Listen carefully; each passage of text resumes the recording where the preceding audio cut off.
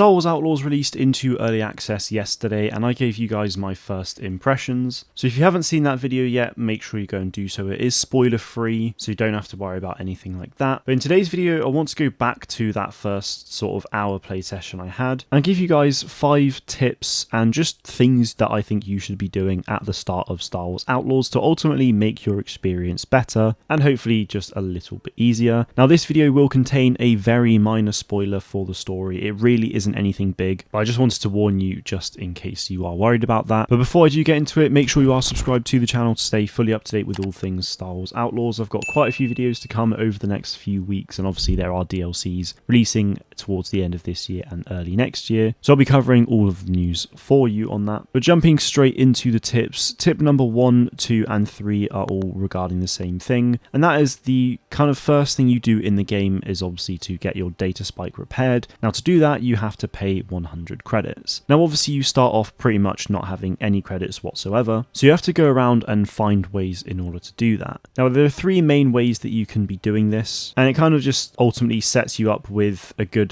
sort of rule of thumb to stand by throughout the entire game. So tip number 1 is to essentially just explore everywhere you can and just pick everything up. If you see something to be able to pick it up, because it might be completely useless, but you can just sell it to a merchant or something for some extra credits, which at the start of the game, needing that 100 is definitely worth doing. And especially as you progress through the story, you'll need more credits as well. So definitely get into that habit, and especially with those first 100, it does help quite a bit. Tip number 2 is using Nix to steal off the guards. Now, I believe in front of the cantina or nightclub, whatever it is, in Canto Bight at the start of the game, there are guards stood outside, which I believe if you use Nix, you can actually steal off them and get some credits that way. Now I personally didn't actually do this myself because I didn't actually know you could do it, but I heard it from Sammy Boy, so definitely go around and try that. And then tip number 3 for the biggest payout for getting these 100 credits, you can get half of this from betting on a Farthia race in Bram's Cantina. All you have to do is when you're walking about, if you pretty much head in a straight line from the cantina, you'll eventually get to sort of like a little market area, and on one of the tables in the corner there will actually be a data pad on it. If you read that data pad, it will tell you who's going to win the Farthia race, or essentially it gives you a useful tip that will essentially tell you who's going to win. And the tip, I believe from memory, is the Farthia aged 3 years old is going to win. So if you then go back to Bram's Cantina and go onto the Farthia race, you can see all the ages and whatnot, and that will tell you who it is. Now these Farthia races can be rigged essentially like that throughout the story, so definitely keep an eye out for data pads with those because it's just easy credits to get. And that will get you 50 credits as well, which is obviously half of what you need to be able to get the data spike prepared. So all those things, just looking for data pads to get Farthia bets done, stealing off of the guards, and just exploring to find items. I think they're useful things to be able to do throughout the entire game, so definitely keep those things in the back of your mind. Now the other 2 things aren't to do with getting credits. These are just, I think, to overall improve your experience with the game. So the first thing I'd say is just explore everything. I know I've kind of already touched on that about finding items to pick up and stuff, but I just mean explore everywhere you can go. This game is pretty big in terms of the maps from what I've experienced so far. So have a look around every nook and cranny, alleyway, every room you can go into, go and have a look, because there's going to be references in there that could be completely unexpected, or, you know, just make the game feel better. Like the world building from what I've experienced in Miragana and stuff, just it feels so alive, and for me I've taken my time to explore everywhere as much as I can, and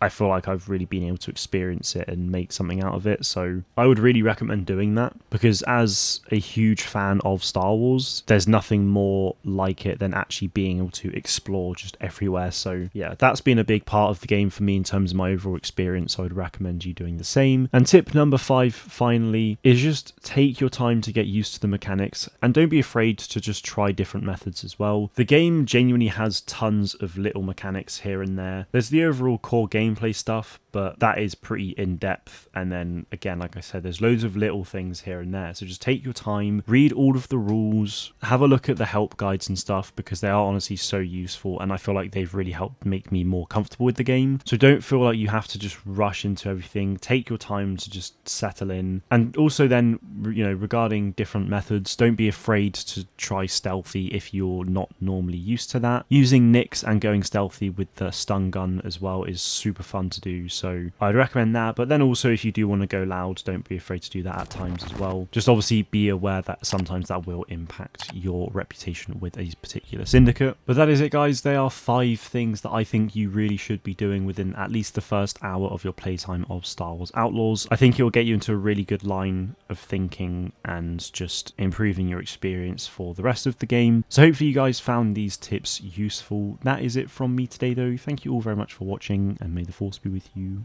always.